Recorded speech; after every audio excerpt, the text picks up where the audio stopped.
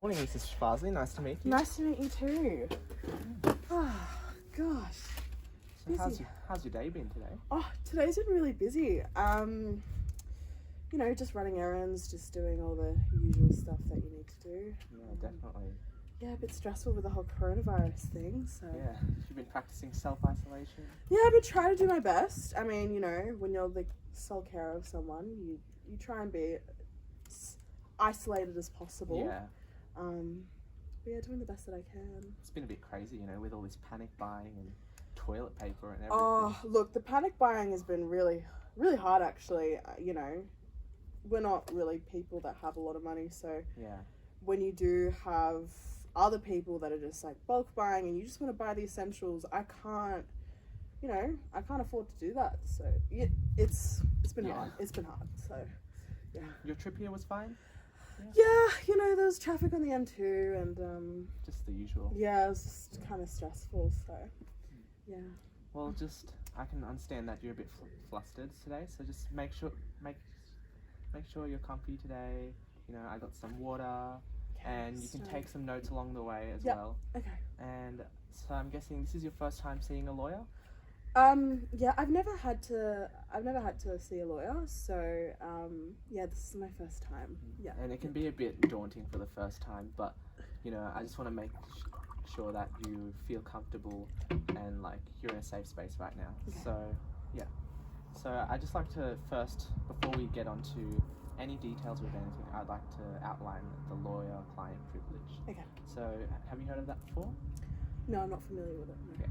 So, it's an ethical obligation for me to maintain confidentiality of information. Mm-hmm. And basically, I won't disclose any of this unless you allow me to, or the law allows, authorizes me to. Yep. And these exceptions where I have to tell it by the law is to prevent seriously bodily harm. Yep. Or financial harm to someone else or yourself. Mm-hmm.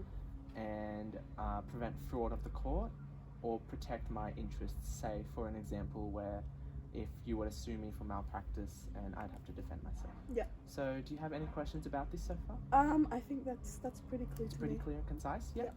And if you have any questions along the way, you just feel free to speak up about it, and yeah, I'm an open book today. So I'd just like to start. So what brings you here today exactly? Sorry, it's a bit of a tough one. My mum, she's getting quite old now. She's an elderly woman. Like I said before, I've become the primary carer of my mum. And I guess she's starting to act a little bit odd. I think as you kind of deteriorate in age, you just start to, you're holding something, you're looking for the thing that you're holding, right? Yeah. Things like, she's starting to do all that kind of stuff, She's not really fully aware of her surroundings. She just starts to go on walks and, she gets lost and things like that, So, I'm constantly looking out for her. Like, she's always a priority. She's my first priority. Yeah. So you feel like you are kind of protecting her from herself, almost. Yeah, to an extent. And it's hard because I've tried to do the whole carers thing. I've tried to put her on a carer, and I guess she's become really distrustful of other people. Pretty much anyone but me. Yeah. She will say, Susan stole my shoes, and it's like, no, your shoes are here. So yeah, I don't know. She's starting to do that kind of stuff. So it's a bit stressful. It's hard. It's hard. I can understand. So it's been quite stressful right now because you're the one taking care of her, and it's almost like you can see her that she's starting to fall a bit. But well, the hardest thing for me is that I'm not the most financially stable person. I've got 3 other siblings, and they don't care for they visit once a year on Christmas. They bring a pie to the Christmas dinner. They don't care about they don't clean after her. They don't wash her. They don't see those moments. It's hard. You know, I'm the one doing everything myself. So, you know, I'm the one that's taking care of her. Yeah. So you must feel pretty frustrated considering the situation with your siblings. And you've been solely caring for your mother, as I can see. And Yeah. so you've been solely caring for your mother, and I can see it's taken a bit of a strain on you, I guess. Yeah, I mean, how it really started, I guess, like, I wasn't always close with her. Yeah. You know, I moved to Melbourne. I was living there for a while, and you know, I had to move back because I found out that she was not well, and you know, I simultaneously lost my job, and you know, I just thought, what better time to kind of reach out to her and to take care of her, and you know, but it's hard. I'm trying to work on my job. I'm trying to get a career again, and I'm taking care of her all the time. So I don't really know what to actually do. I feel like I've got two priorities being torn between each other. It's like I need to make money, but I also, you know, I need to take care of my mum. It's, you know, I don't know what to do. Like you know, my siblings don't put money in. They don't care. You know, they come for Christmas. Yeah. So that's it. It's a bit of a double-edged sword where you're trying to take care of your mother, rekindle this relationship after a while, and also try and find employment. And I guess the situation with your siblings isn't helping at all. No, Yeah. and you know, they think that they can tell me certain things, but you know, they're saying you're manipulating mum, and you know, you don't you know, you don't have best intentions. What do you mean? I'm here every single day taking care of that woman. Yeah.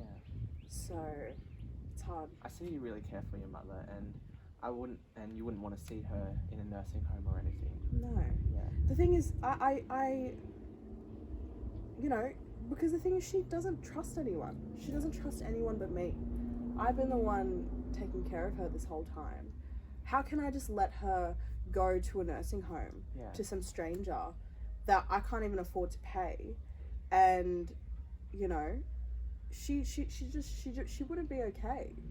She wouldn't be safe. So there's a very like specific trust she has for you. Yes. Right now. Yeah. And this is your primary concern in your life right now? Yeah, she's my priority. She's my number one priority. I don't have kids, I don't have a husband, so she's my number one. Yeah. Considering she's elderly and in a bit of a debilitated condition, has there been any advanced planning on behalf of her?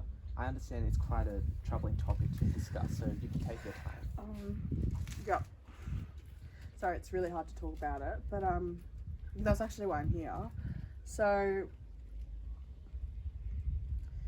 I guess what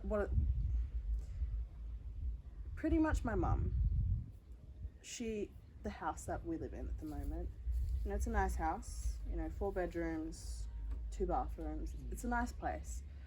She's bequeathed it onto all 4 of the kids.